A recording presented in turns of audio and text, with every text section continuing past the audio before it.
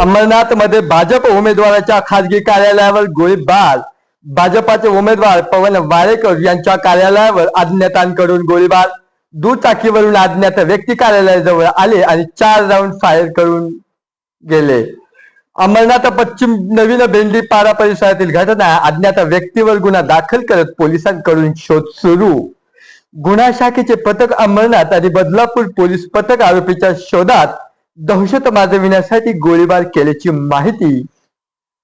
अंमरनाथ नगर पालिकेची निवडणूक 2 दिवसावर आली असताना भाजपाचे उमेदवार पवन वाळेकर यांच्या कार्यालयावर गोळीबार झाल्याने खळबळ उडाली आहे। बुधवारी रात्री 1 वाजेच्या सुमारास पवन वाळेकर हे अंमरनाथ पश्चिमेकडील नवीन भेंडीपाडा येथील आपल्या कार्यालयात कार्यकर्त्यांसह बसले होते।